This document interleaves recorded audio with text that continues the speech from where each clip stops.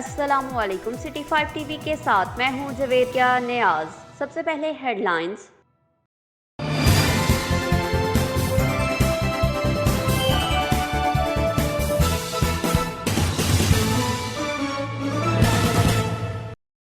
Assistant commissioner तांतलावाला उसामा शरून Niazi, price control magistrate तांतला और नायब तहसीलदार तांतला का ग्राहक फरोशों और लॉकडाउन की खिलाफ वर्जी करने वालों के खिलाफ क्रैकडाउन।